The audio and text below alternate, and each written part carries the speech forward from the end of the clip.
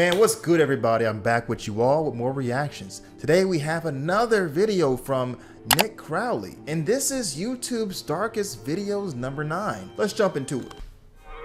The following video is sponsored by Simply Safe. There's no safe like Simply Safe. Oh boy. What do we have in store for us today? Wasco train? On the morning of March 22nd, 2024, the Kern County Sheriff's Office was flooded with calls about an incident that had taken place near the Wasco Amtrak station in Wasco, California. The incident involved a pedestrian who was reportedly walking dangerously close to an active train track before being struck by an oncoming locomotive, a situation that authorities knew was likely unsurvivable. Police arrived at the scene shortly after 8 a.m. and were met with the bloody aftermath of the accident, as they found 48-year-old Horacio Ayala Penoza deceased on the tracks, with the force of the impact being so strong that his body was torn apart and scattered all throughout the area. At first, it was believed to have been a clear-cut suicide, but after interviewing some of the witnesses, police learned that the man had never stepped in front of the train, and rather, he had actually been sucked underneath as a result of walking too closely, painting a clearer picture that this was all a tragic accident. But as police were conducting these interviews, one strange detail kept coming up, as apparently, Horacio wasn't the only one on the tracks around the time of the incident, with there allegedly having been one other man standing nearby, a man who took off shortly after Horacio had been killed. And strangely, witnesses believe they saw the man reach down and pick something up before leaving. Oh no, don't tell me this guy pushed Horacio into the train, you know? That's what I feel like might have happened, but we'll see. Let's keep watching. For the officers on the scene, finding this man became the next obvious order of business. But by this point, he had already found himself a few blocks away, where he was spotted by a group of construction workers. The group watched as the man walked towards them, appearing to hold some sort of large item in one of his hands, the same item that had been taken from the train tracks. And the closer he got, the clearer it became what exactly this thing was. It was a human leg. Man, I had a feeling! I was like, there's no way this sick dude could have maybe a body part or something from Horacio. I don't know why, but my mind went immediately to that. It is, you know, YouTube's Darkest Videos, so I guess I'm just expecting some horrific shit, of course. It is a Nick Crowley video. Man, why is he carrying his leg? What the hell? Bro, what the f, man? For some inexplicable reason, when the train had dismembered Horacio, this man had run over and picked up his leg, and he was now waving that leg on the sidewalk of a nearby road, with the construction crew claiming that he had been banging it against the fence as he walked towards them, and at one point had even struck the leg against one of their machines. Upon the realization, a wave of fear washed over the group, as they were unsure what this man had done to get this leg. Mental health issues. I mean, right away, that's what I'm thinking. I mean, why else would anybody have a human leg, you know? I mean, you just saw somebody get pretty much demolished by a train, and you see a leg, you see his leg fly into the air and right in front of you. You pick it up, and then you go and pace back and forth, and you're like terrorizing people with his leg. Like, what the f is wrong with this dude? Or what he would do next, though that was something that even the wildest of imaginations could have never predicted. Don't tell me he eats it. Do not tell me he eats it. I knew it! What is going on, man? I have reason to believe that this guy is the one that probably killed Horacio. This is disgusting. Disgusting. Like, what would compel anybody to do that? I don't know why, but this gives me flashbacks of that one case in Miami. I think it was either Miami or Fort Lauderdale. There was like a guy who I guess he consumed, I think it was like bath salts or something like that. And then he started to eat some homeless guy's face off of his, you know, body. And it was all over the news. I was terrified. I was like, what's going on in Miami? It was so unsettling to hear a story like that. Now, I don't know if this guy is on some type of drugs too. He could be, but, or he could have some mental health issues that Nick hasn't really told us about yet. But either way, disgusting shit, man. Hey, what the hell, bro? What the hell? As the man looked down at the leg and began eating it, as the workers watched on in horror. Ugh. Call the cops, bro. Officers arrived on the scene immediately after this. There we go. And when they asked the man what he was doing with the leg, he explained that it belonged to him and that he was taking it to a nearby hospital to have it reattached. But it was obvious to everyone there that this man wasn't missing any of his legs, with the officers having to go as far as to prove it to him by making him roll up the sleeves of his pants and touch both of his legs. His explanation was completely nonsensical, and obviously didn't account for the fact that he was literally eating the leg just minutes before, leading to officers immediately placing him under arrest. Please. His name was Rosendo Tejas, the 27-year-old man who had been experiencing homelessness and had been living on a street near the train tracks, with police determining that he did in fact have nothing to do with the actual death of Horatio. He just so happened to be near the tracks at the time, where he would first witness the accident, and then, for some unknown reason, take Horatio's leg and start eating it. What? It appears as though this was the result of a combination of both drugs and alcohol, as he was found carrying narcotics when he was taken into custody. See? I knew it had to be something like that. Like, because nobody just goes and sees something as traumatic as that and take their body part and start eating it. You gotta be on something. Gotta be, bro. And he had just been captured by security cameras purchasing alcohol at a nearby liquor store just hours before the incident. Wow. But what's so interesting about this footage is just how normal Rosendo seems. Yeah. In fact, the people working there knew him quite well, as he stopped in almost daily, where he was described as being polite and ordinary, including on the day of that incident. Now I want to know, what exactly did he take? Like, what narcotics did he have to make him want to do this? In fact, it said that at first the shop owners didn't believe that Rosendo could have possibly done this, but it seems that whatever substances he had taken that day had changed him. Yeah. Rosendo Tejas was charged with 2 counts of removal of human remains and 1 count of destroying or concealing evidence, as well as resisting a police officer, and was sentenced to 1 year in prison after pleading no contest, bringing this absurd case to an end. However, his unsettling behavior will forever live on in one of YouTube's darkest videos. It's kind of like such a weird thing to see somebody go from like a normal behavior to just like, I'm gonna eat this guy's leg off, you know, or not off, but like just eat this guy's leg. It really shows you how strong these drugs can be and how much they can affect your mind and your way of thinking, you know? The fun of Halloween should not include mischief.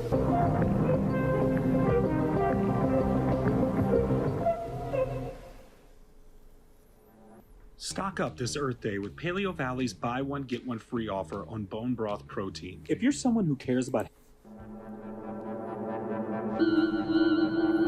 Chapter 2, Watched. It was just past 10 p.m. Safely tucked away in her second-story apartment, 20-year-old Hannah Vivaretti set up her phone to record a video of herself dancing. For her, this was a meditative practice, a way of unwinding after a long, stressful day, and to truly feel at peace. But that day, fate had other plans. Oh no.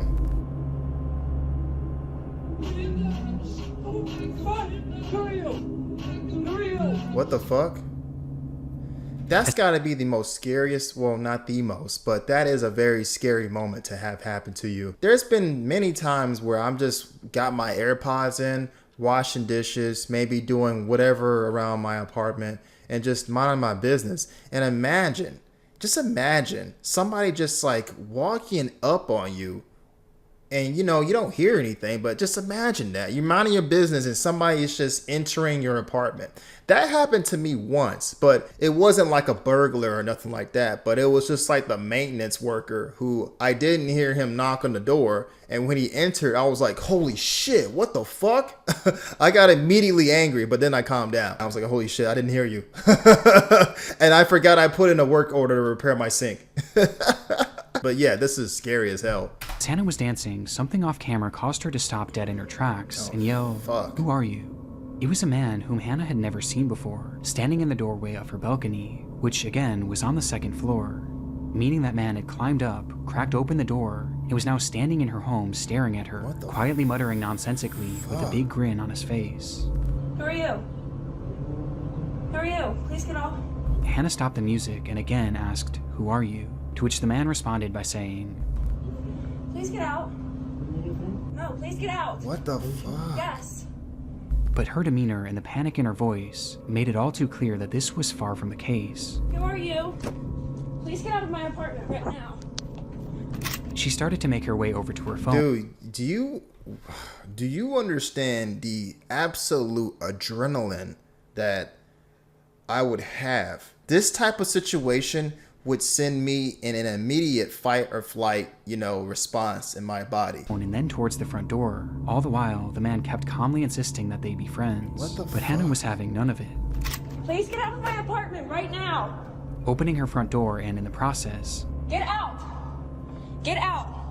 Whoa. pointing the camera directly at the intruder, giving us our first and only glimpse of the man as he's standing still in the balcony doorway.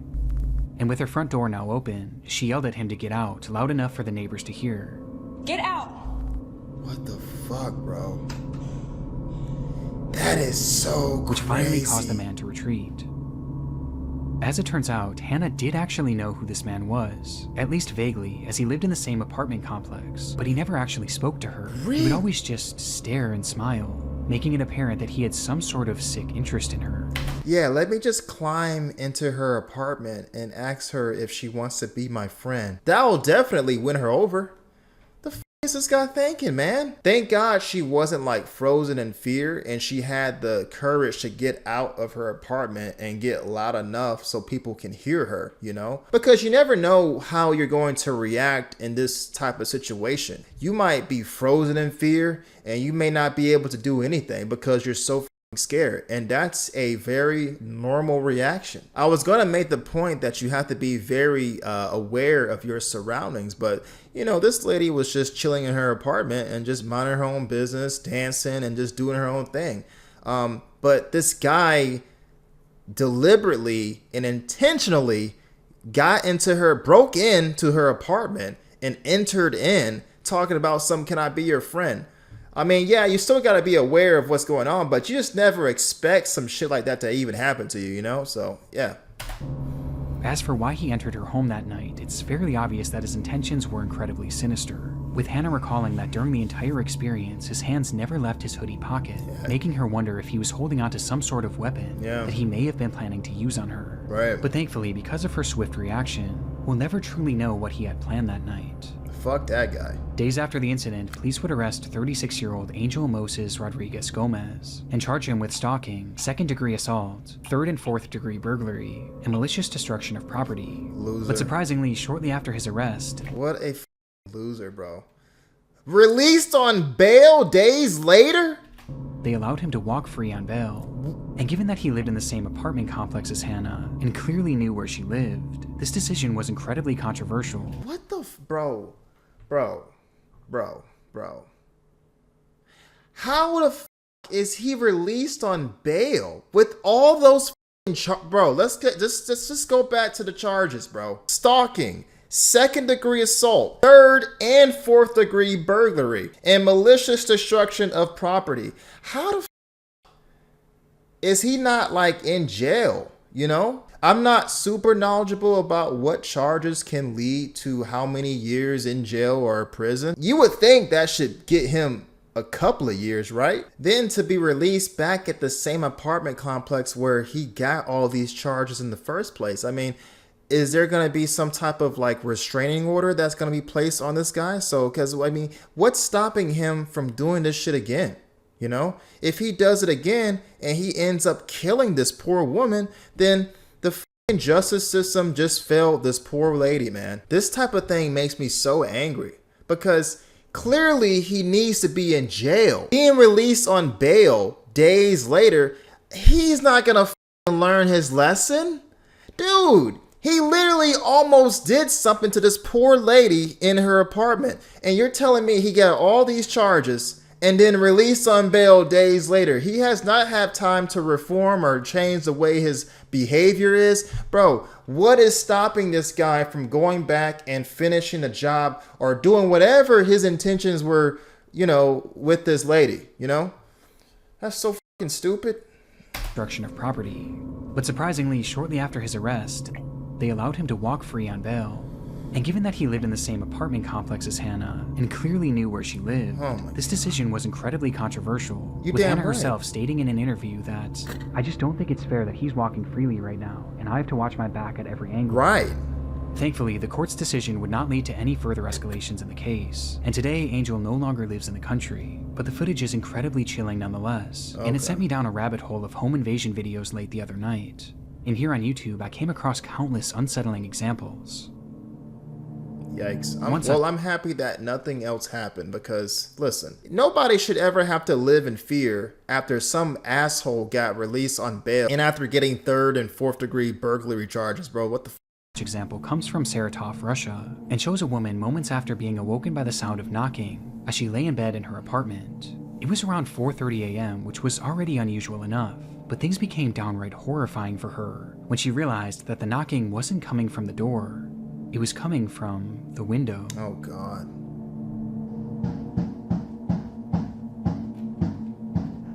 Yeah, try this shit in America. Try this shit in America. You will be talking to God very fast. I'll tell you that. What the fuck? Outside of her window was a man, banging his head against the glass over and over again. Everybody's crazy until you put that shotgun right in their face. Oh, I'm sorry, sir. For some reason, I just gained consciousness and I know how to think properly. Have a nice day. That's all it takes. That's all it takes, man.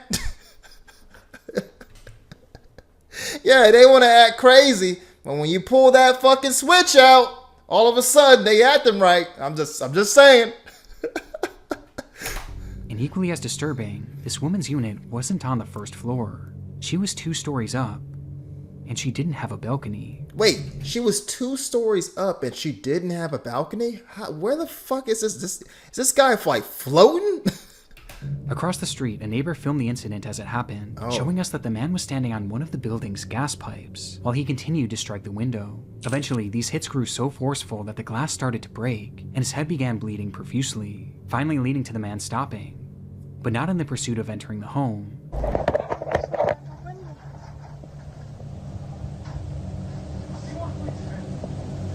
What the hell is wrong with this dude, man? У него пена изо рта.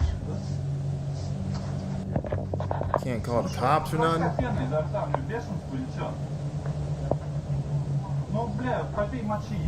Yeah, he done got. He instead climbed to He a gave himself a concussion. Now he has to try to get himself down. different window where he attempted to peel it open with his fingers. Oh. But by this point, police had already arrived on the scene, and eventually the man would be forced down and placed under arrest. What the fuck? When looking for an explanation as to why this man was doing this, it appears that he was under the influence of bath salts during the ordeal. Bath salts strike again. I knew it was. At first, I was like, when I mentioned the story of Miami, I was like, was it bath salts? Is bath salts a thing? But no, yeah, it was definitely bath salts. Bath salts be making people do the most weirdest shit, okay? But aside from this, I couldn't find any other information about the man's identity, or whatever became of him. But I was able to find that this clip doesn't tell the entire story, as the woman behind the camera actually spoke to a local reporter and provided additional context to the ordeal, which only made the story more terrifying. What? At first, he knocked with his hands. Then he began to peck at me at the window with his head for an hour and a half without stopping. After that, he started shouting my name to the whole yard. He was foaming at the mouth. His whole face was covered in blood, and he shouted that he wanted to talk to me, and he needed me. With the most terrifying part of the statement being that she had no idea who this man was, or how he could have even known her name. Yeah, how the fuck did he know your name? That's really odd. The idea of both of these intruders... Did he like go through your mail or something, or what? Terrifying. Videos featuring people whom the victims had never even spoken to makes them especially unsettling, as it shows that you really never know who's watching and who might be obsessing over you. But incidents like this can be equally as chilling when the intruder is someone that you do know. Mohammed Amana was a 26-year-old man living in Orrefors, Sweden, and had been dating a woman named Maria. But after several run-ins with the law, Mohammed's lifestyle just became too much for her, and she eventually decided to end the relationship. This caused Mohammed to become enraged, an emotion that was only further heightened when he discovered that she was staying with a male friend of theirs. And on the 25th of May, he would show up at his doorstep and ask to speak to Maria. Inside, the male friend and Maria both refused to let him in and told him to leave, and for a moment he did, though only temporarily, as he would return minutes later, this time armed with a ladder. And noticing what he was trying to do, the homeowner began recording on his cell phone. Brother, En stege.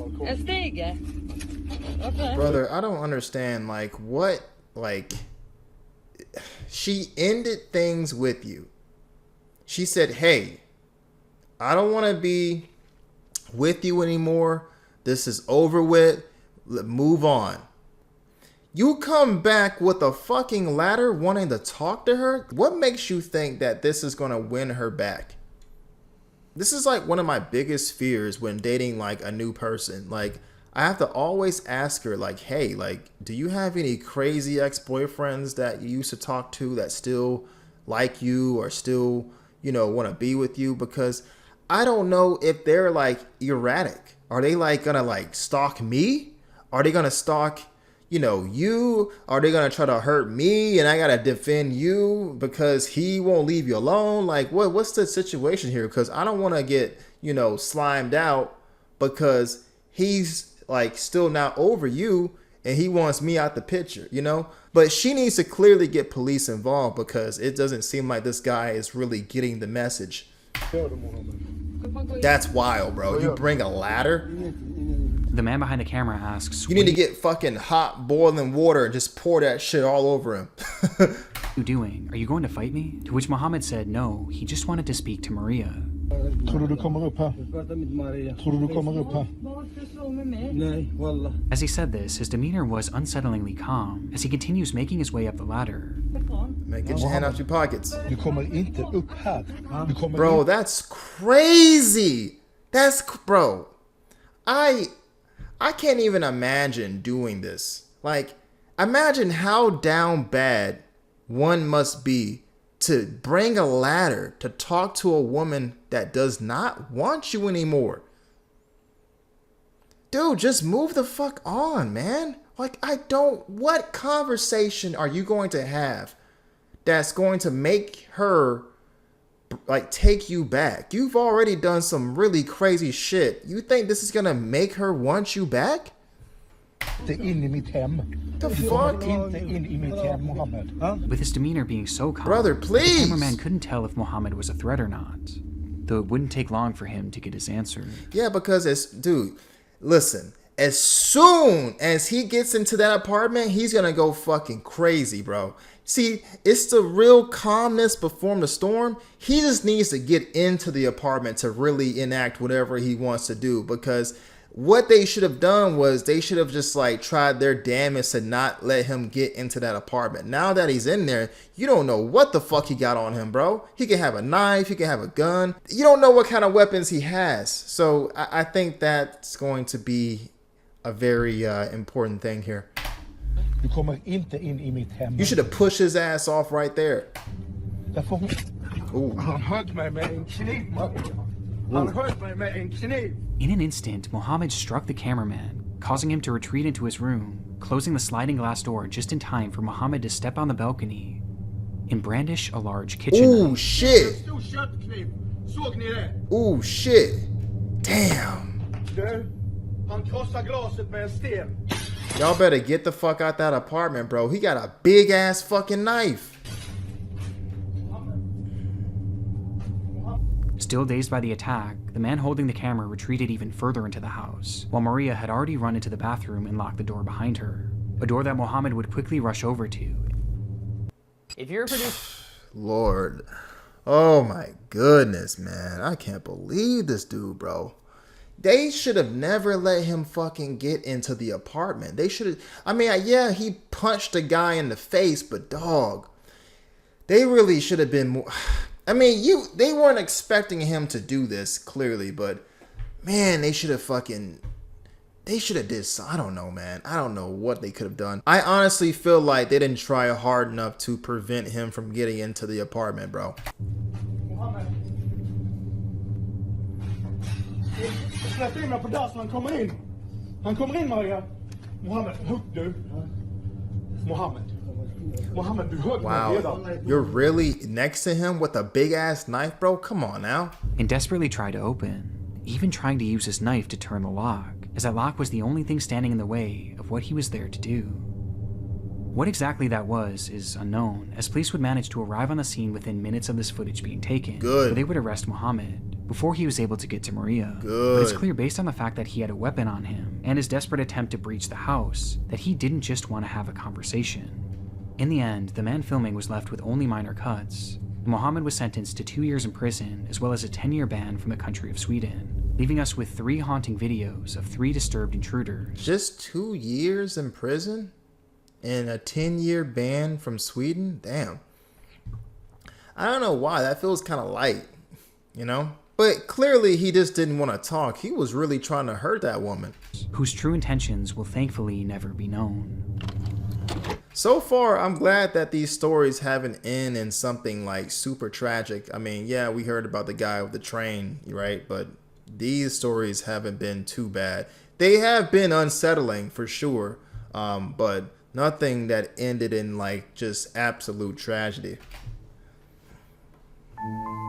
It's the spookiest time of the year, a time when the consumption of horror movies and dark YouTube videos reaches its peak. But while fun in the moment, the true terror of consuming this content often occurs long after the credits roll, when you close your eyes to go to sleep, only to feel the sickening feeling of paranoia, every creak in your home sending a jolt of panic throughout your body, making you wonder if someone or something is inside your house.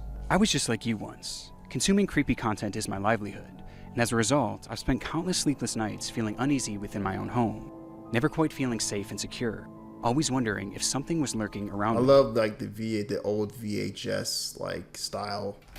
Until I realized that the reason I didn't feel secure was because I wasn't. The only thing standing between me and the outside world was a simple lock, and I knew it was time for a change, with that change finally coming when I partnered with this video sponsor. Oh, yeah, I knew it was plugged. Let's just go ahead and fast forward through this. Chapter 3, Video Blog 1, the story of Noah Harpham. Alright, hey folks, this is Noah, getting my blog live. Trucks and trucks and lots of trucks. This is the very first footage that Noah Harpham would post to YouTube. After years of having a channel, Noah finally decided to give uploading a try, posting this inaugural video to his self-titled channel on October 29th. Bro, he got 77K views on this video? Damn. With only 56 likes? 2015, titling it 10/29/15, video blog number 1, and introducing himself to the platform with a simple "Hello world" in the description. No, but I did want to dissect just the beginning of a sermon given by a Pastor Bill, a guy that my dad has been following, taking ideas from for 10 years at least. He and his family, 2 kids.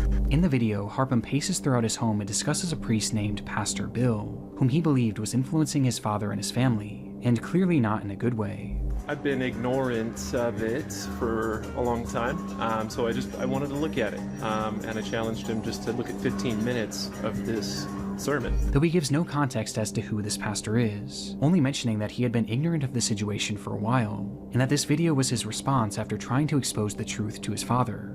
I've been waiting and waiting, and I haven't heard anything, so I was going to just post my reply, and I guess that's how I'll start my blog. Again, what this truth is unclear, as the lack of information makes this video a confusing watch. And ultimately it tells us very little about who Noah was, let alone the other people he was discussing. But he did end the clip by making it clear that this was only the beginning of what would be a reoccurring blog series that would showcase just him, his thoughts, and his camera. The blog is just going to be me with video camera, and that'll be it. We'll see what happens.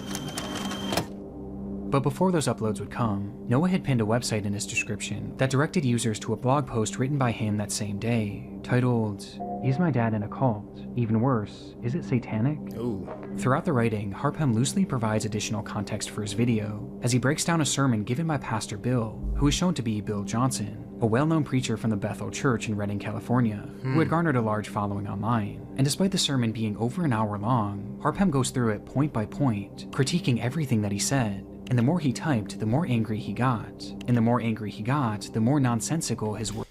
He hates you at this point, though, mostly because you're begging for it anyway, like spineless vegetables that refuse to admit that they have any power to come to their own understanding. Vegetables have an excuse. You are cowards? Okay. Became.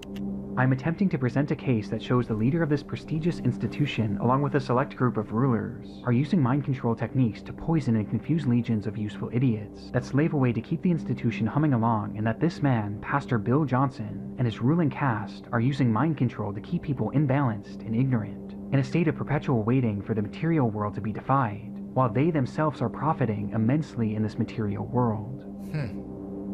The blog gives us a peek behind the curtain of the man shown in this video, a man who seems to be clearly mentally unwell, paranoid, and very angry, with the post making it clear that the purpose of Noah's content was to bring this pastor down, and video blog number 1 was supposed to be just the start. However, there would never be a video blog number 2, as just 2 days after posting this video, Noah's... Don't tell me he, like, shot up something, or shot up some place, or did some type of act of terror.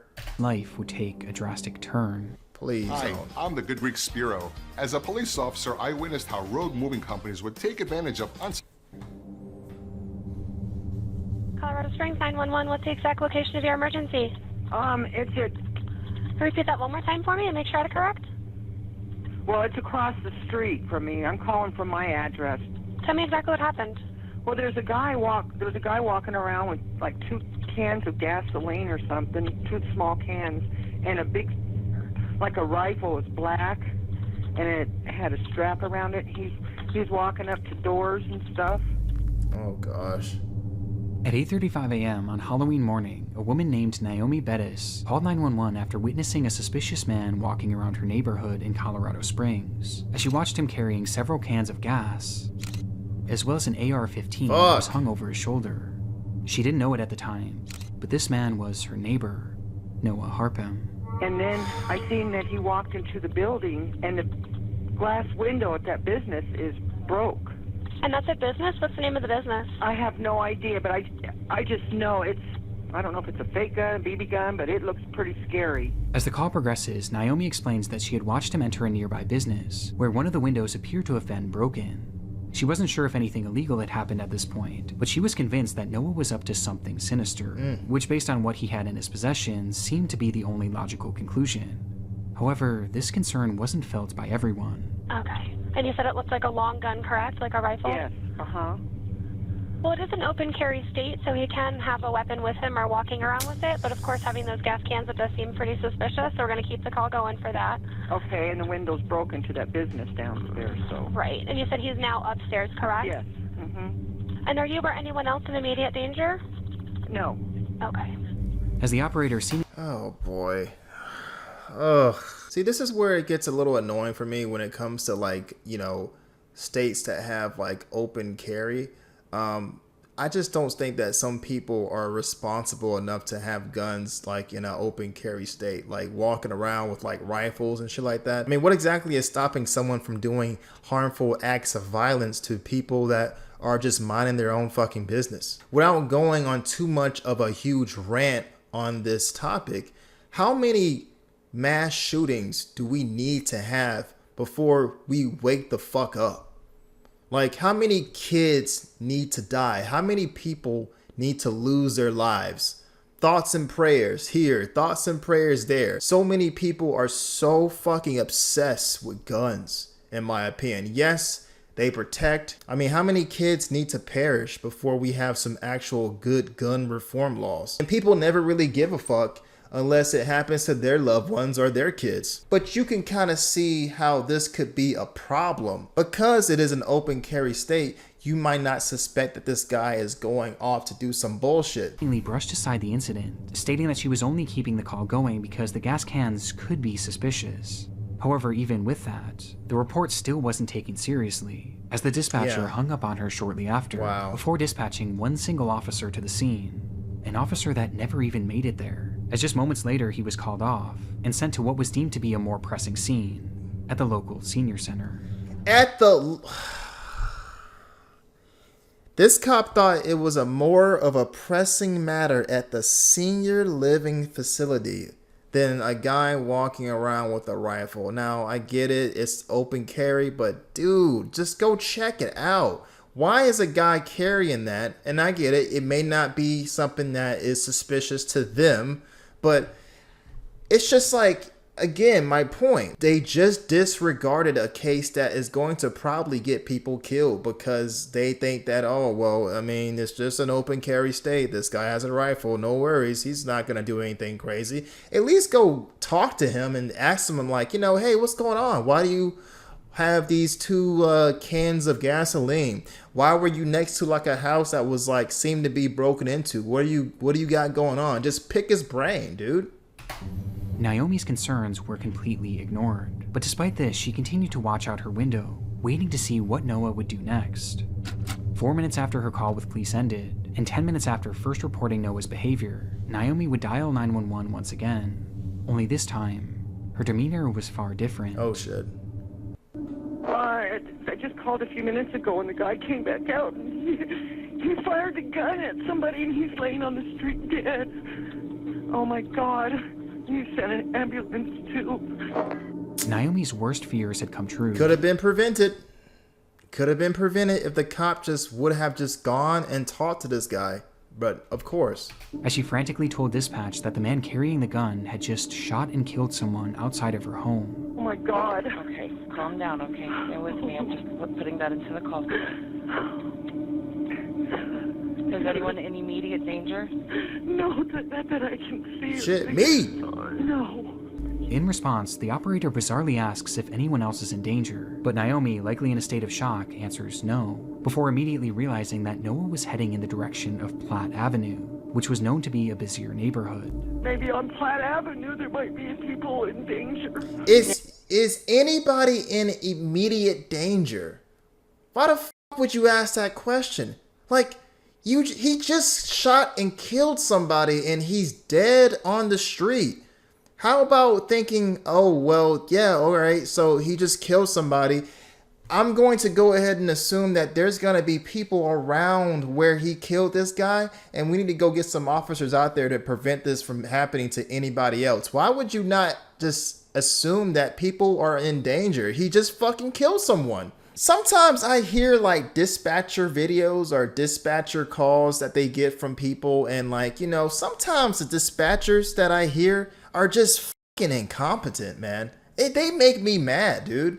And sometimes I just hear these people just say the most irrelevant shit. Like, they ask the most irrelevant questions, bro. I don't know, maybe you guys at home think that's a good question to ask, but like, if I'm a dispatcher and I just heard some woman that's in distress tell me that somebody just got shot and they're dead on the street, I'm going to already assume that most of the people that are in that area are going to be in immediate danger, okay? Because this dude just fucking shot somebody and he's dead. I don't know if they do this, but I'm going to look at the surrounding areas and be like, oh, well, this guy has a rifle, and I'm going to assume that these people in this area are probably going to be in danger, okay? Am I overreacting or what?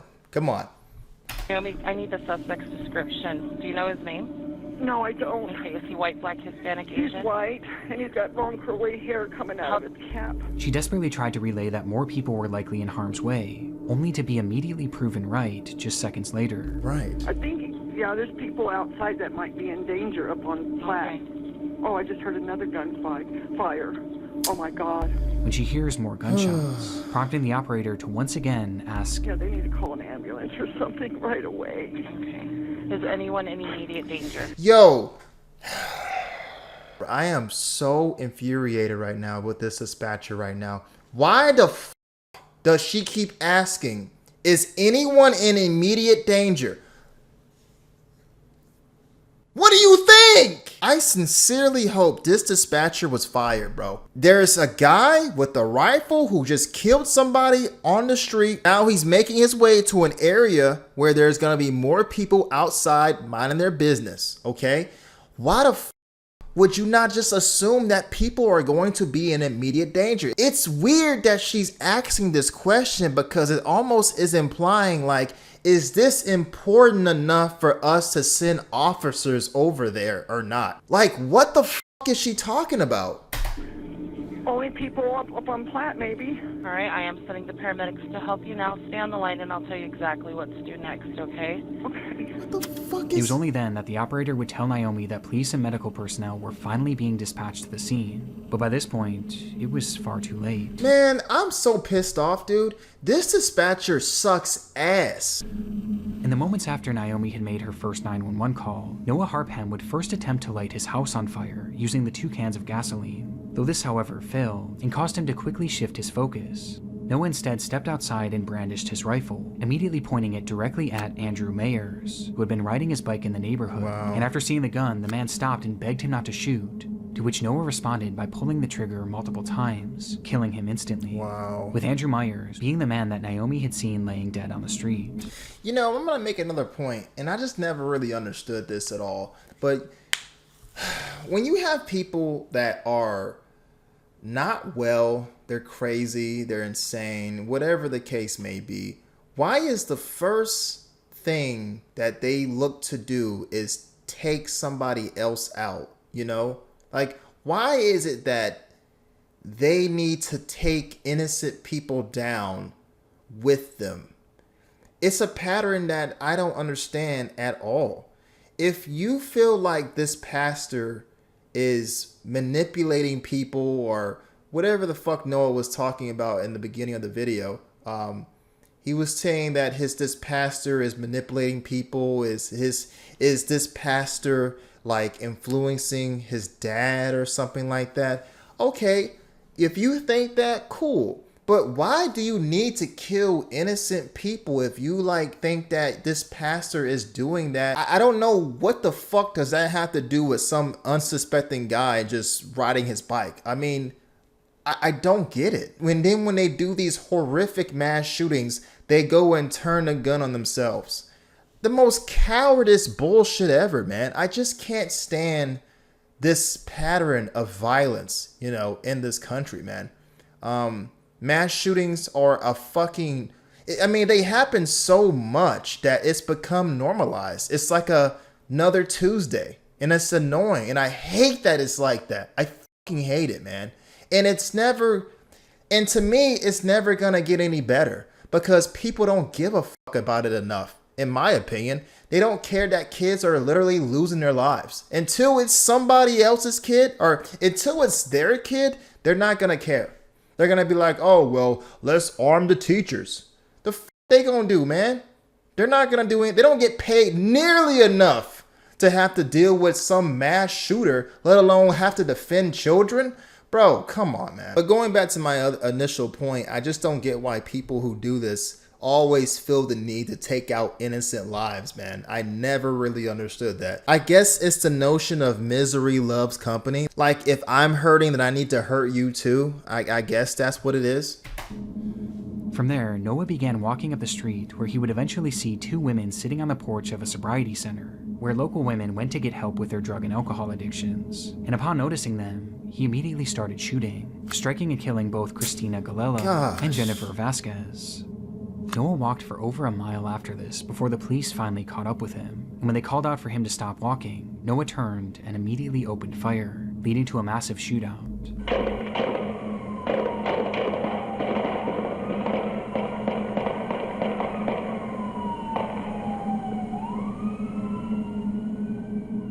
When the smoke cleared, the only one struck had been Noah, who was lying dead on the pavement, marking the end of his killing spree. What a fucking... Monday.com. Gosh, man. Opposite of any work platform we tried in the past. We tried other work management platforms, not naming names. The investigation that followed revealed that Noah had never even met any of the 3 people he killed that day. They were all total strangers, leaving the question, why had he done it? Well, even today, there's still no clear motive, with this appearing to be a completely random and senseless act. I'm tired of, like, trying to figure out why people do this shit. I would like drive myself insane trying to figure out why these motherfuckers would do this to like innocent people. Like, what the did they have to do with your sadness? Like, whatever you believed in, whatever pastor you think that was trying to manipulate your like, what the hell does that have to do with any of the people that you just saw minding their own business with their own problems and their own situations, and then you going and ending their lives because of whatever you got going on? It infuriates me. It really, really does. And there's so many cases like this. And then it happens over and over and over and over and over again. And we have the same stupid, dumbass conversations about this. And then the smoke clears and nothing ever happens. Nothing ever happens. And it's like, at this point, whenever I hear about a mass shooting, and then all the news coverage, it happens and everybody's like talking about it, I'm just like, at this point, when is it going to happen again? Because it's not a matter of like if, it's a matter of when. When the fuck is it going to happen again? Because it's going to. It's going to. You just don't know where. And you have to always think like, well, hopefully I'm not in, the wrong place at the wrong time, like trying to just live my life and survive, that some fucking crazy psycho lunatic wants to just like take out his frustration on me or my family, and it's like, you got to always have that shit in the back of your head. If I'm just in Publix getting like a couple of items, I'd have to think about some dumbass coming in here with a rifle, because I'm not going to get into it, but it just makes me upset, obviously, and I can't stand it. But looking at his final and only posts online, Noah was clearly very angry and seemed to be mentally unwell, which was corroborated by testimony from his parents, as they later claimed that he had anger issues and suffered from drug addiction and bipolar disorder. But what's so unusual about this to me was that this video was published just 2 days before the killings, and it was clearly not meant to be a one-off post. It was something that he seemed genuinely excited to continue, yet not even 48 hours later, he resorted to this. What happened in that time frame may never be known, but the effects of it will last forever. And I can't help but wonder how differently this all could have gone if that initial 911 operator had just taken Naomi's report seriously. Noah's spree didn't start for a full 10 minutes after she started that call, which would have been more than enough time for police to intervene. But instead, Noah was given all the time he needed to end 3 innocent lives. I really hope this dispatcher that was taking her call, I hope they fired the fuck out of her. Dude, are you kidding, bro? You asked me if anybody's in immediate danger, bro. Your incompetence just cost 3 people their lives, man. Is anybody in immediate danger, bro? If you don't send a fucking officer over here like ASAP, bro, I'm gonna fucking blow a blood vessel, bro. Like, what are you sitting here telling me is there? Yeah, man, shit. For all you know, like, it almost made like, bro. I genuinely don't understand why she was asking that. But hey, and I hope she, bro. Oh my gosh, man. Chapter 4. The what? The ropeway? It wasn't an attraction for the faint of heart. Oh, hell no.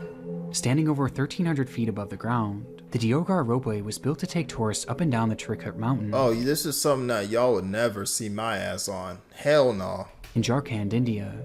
It was the tallest cableway in the entire country, offering an unparalleled view of Diogar and the picturesque landscape around it. Shit, I can look up the pictures online. I don't need to be in no fucking car going up. No, hell no. Hell no. Videos have long since been posted on YouTube showing just how dramatic of a ride this truly is, with one such video being recorded on April 10th, 2022. Man. Fuck all of that. No sir. No sir. That day, a woman and her family had been filming their adventure to the Trikut mountain, and were now filming a first-person view of the descent back down. Until something happens and their cart goes array and they fall all the way to their death. I bet you something like that happens. Bro, I would literally probably die before I reach the ground, because if my cart starts to like wiggle or, do something, and like it turns out we're about to fall, I'm gonna fucking like pass out. Like, no bullshit. Like, my heart is going to be like, oh shit. Like, you know that, like, you know what? Let's just watch it. It wasn't the kind of place for anyone with a fear of heights, and the loud sounds of the car passing the support towers only added to the anxiety of the trip. But the group filming this all remained relatively calm, quietly conversing to themselves, seemingly unfazed by the spectacular height. I'd be so quiet the entire time. If, like, bro, ain't no way I'm going up on here, bro. Even enjoying it. A feeling that wouldn't last. How can anybody enjoy In that? the Win with Zen sweepstakes, you can get a chance to win $100,000. But there's more than one.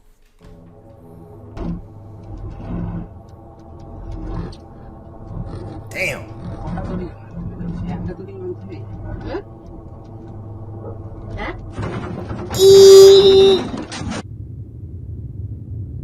Without any warning, the car was met with a massive force, sending the occupants and the camera to the floor, causing the footage to go dark. Ooh. In that moment, one of the ropeway's axles had dislodged, causing a failure on the pulley system, which resulted in 2 carts crashing into each other, and the rest coming to a sudden and violent halt. The impact was brutal, but somewhat surprisingly, the footage continued. Footage continued?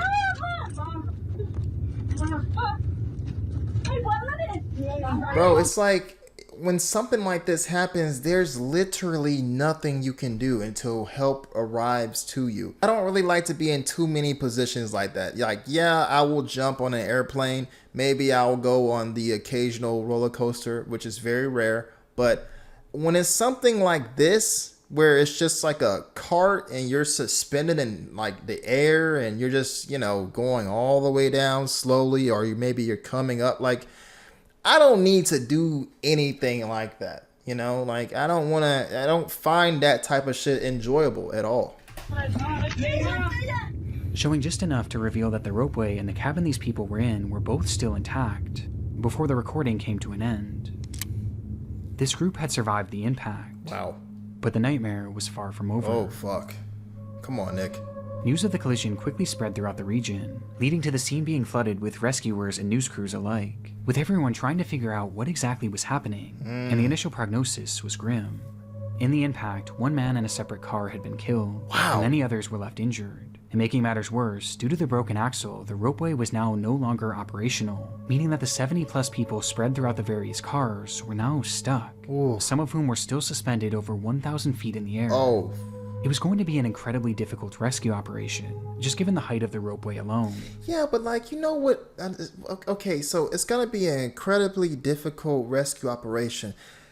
Shouldn't there be like, shouldn't they like prepare for something like this to happen? Like, you know what I mean? Because they have to have some type of like strategy in place in case this happens. Like, all right, if for some reason the ropes stop like taking people down and up and with this whole thing, we have to like figure out how we can safely remove people that could be in danger or like stuck on this thing. I just feel like there's got to be some type of like, you know, safety procedures that they can, you know, initiate for something like this, you know? To me, if they aren't able to have something that is going to be safe and efficient to get people off, they don't need to have this bullshit. That's just me. And ultimately, it was determined that the Indian Air Force would utilize their special top-of-the-line helicopters to fly over the cars and lower down ropes with harnesses attached to them for survivors, who then would strap themselves in and be hoisted up to the helicopter above using an electronic winch. It took hours for them to even make their first attempt, before finally trying their approach on a middle-aged man, who slid on his rescue strap and was then slowly pulled up towards safety. Fuck. Even more terrifying. Think about it. Your ass is dangling in the air from a helicopter. Oh my god. My stomach would be turning, bro. The footage of this is horrifying. It's just like he's just hell no. People were already over 1,000 feet in the air when their cars got stuck, And now they were being lifted even higher, tethered only by a single rope and a safety harness. Worst of all, it was a particularly windy day, which was made worse by the swirling of the helicopter blades, a combination that caused the man to start swinging wildly from side to side as he hung onto the rope for dear life. You talk about nightmare fuel. Oh, God. You are taking higher in the air, and it's windy. Bro, what's preventing this guy from, like, you know, swinging into the fucking helicopter like blades, man? That's so scary, man. I'm like, yep. Oh, I thought that's what's gonna. I thought that's okay. I genuinely thought that's what was happening here. It was a grueling journey up, but finally the man reached the aircraft, and with safety just a few feet away, he instinctively reached his arms above his head in an attempt to grab onto the helicopter, a decision that would have disastrous effects. Ooh! Come on, As Nick. he did so, his harness slid upwards and was pulled over his shoulders, and then over his arms, before eventually landing in his hands, meaning the only thing left holding him up was his own grip. Oh, as shit. he clung to the now useless harness. Oh, shit. So, like, can somebody, like, help, like, pull him up, pull him into the helicopter? Like, bro, I've never seen a more dysfunctional and disorganized, like, military. They should be, like, well prepped to do something like this, you would think, right? For a full minute, he dangled there, just inches away from rescue. Oh my Meanwhile, the rescue crew searched the craft for something they could use to safely hoist him in. But before they got the chance... Brother! Oh, fuck, man. The man slipped out of his harness, momentarily catching himself on the side of the helicopter itself. But by this point, his strength was gone. Why can't anybody help him up, bro? What the fuck, bro? Seconds later, his grip would fail for good.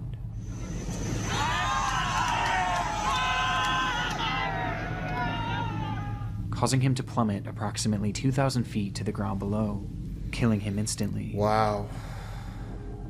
Wow. For those waiting to be rescued, the sight was especially horrific. Could you imagine seeing that, like, just in real time? Are you even being in this position? You're already high as fuck. Okay, you're rescued, right? You're getting rescued, and then you're flying around in this harness, and they're pulling you up inches away from being rescued, only to have them, like, somehow fumble the rescue. Like, I'm trying to figure out, how is it that they're just pulling you up and they're not just grabbing you and pulling you into the helicopter?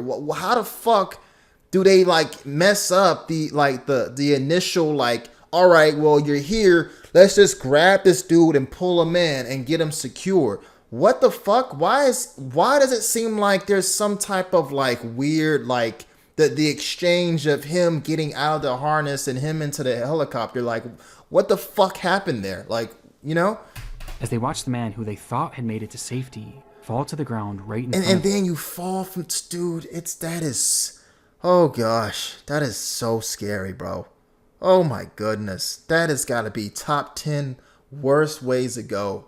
I mean, so initially you fall, and then your heart just drops, and you're free falling, and it's like, I can only imagine what could be going through your head. Like, yeah, you're gonna die, but it's like the panic. I mean, bro, the fear they must have felt knowing that soon it would be their turn is unimaginable.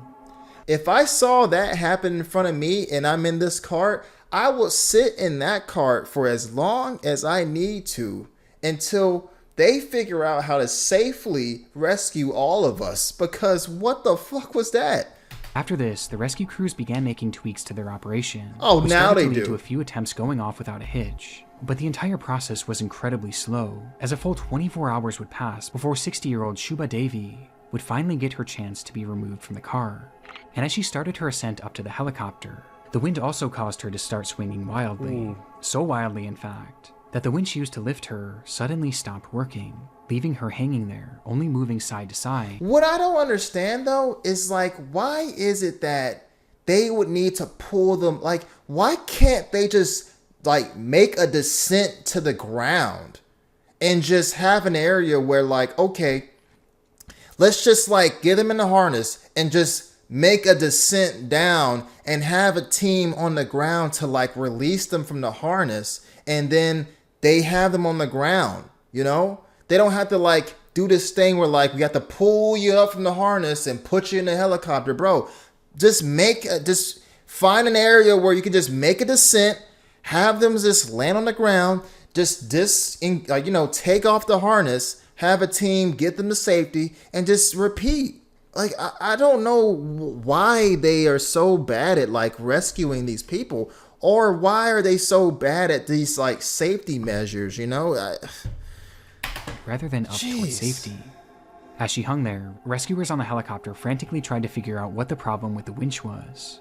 But before they could ever get their answer, the rope suddenly snapped. Oh my fuck. Causing her to free fall to the ground below. Brother, this is... It came without any sort of warning, and from what I can find online, there isn't a definitive answer as to how this happened. But either way, it resulted in Shuba's tragic death. Wow. It took a total of 48 hours for the last of the survivors to be rescued and finally brought to safety. Wow. An unimaginable amount of time in an unimaginable position. Wow. With survivors having to watch two people fall to their deaths before them, unsure if they too were going to meet the same fate. Wow. Since its release, the footage has sparked some debate online, as the media actually hailed this as an impressive and even successful rescue operation for the Indian Air Force. Really? I don't really. Well, I mean, to the people who did get saved, cool. They got rescued, cool. But I feel like there's just a better way to do this. Like, I don't understand why they just can't just lower the helicopter down to the ground, get some of the Air Force military on the ground to safely remove the harness, and just like keep rinse and repeat. I don't know if the wind has a factor with that, or I don't know. I don't know, man. While others have hit back on this, as both incidents seem to have been entirely preventable, with more people dying from the rescue than the accident itself. Yeah. Though ultimately there were no repercussions for the rescue crew, with the only punishments being dished out to the operating company DRIL, which was accused of not properly maintaining the ropeway and not following proper safety protocols. It was even alleged that when the initial crash happened, the people operating the ropeway at the time actually fled the scene and never even called authorities. What? But I'm not sure if this was ever actually proven. DRIL was fined over $1 million and has since been blacklisted from operating ropeways for 5 years, while the families of the deceased were given around $33,000 in compensation. Only $33,000 for a life. Oh, all right.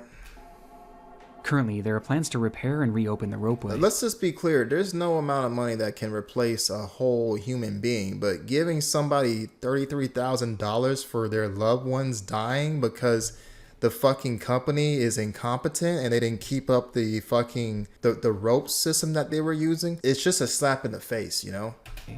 Though at this point, no official date has been given for the reopening. Wow. Just wow, bro.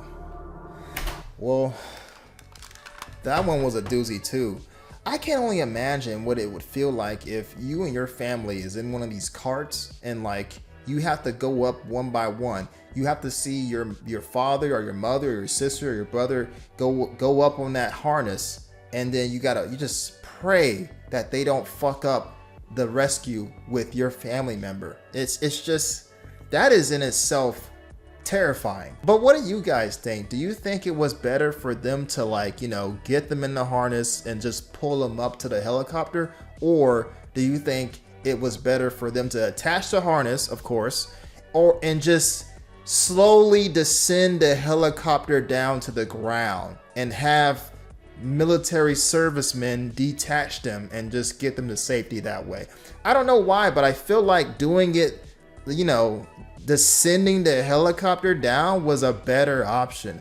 Now, I know it was windy, and maybe that played a factor as to why they couldn't just do that, but brother, there had to be a better way to go about that. Like, it just seemed like they were completely unprepared to do any of this shit. But anyway, another great video from Nick. If you enjoyed the video, please go support Nick Crowley in his channel. Subscribe. watch his content, give him all your support. And if you enjoy the reaction, give me a thumbs up, share, and subscribe. I'll be back with more reactions. Peace!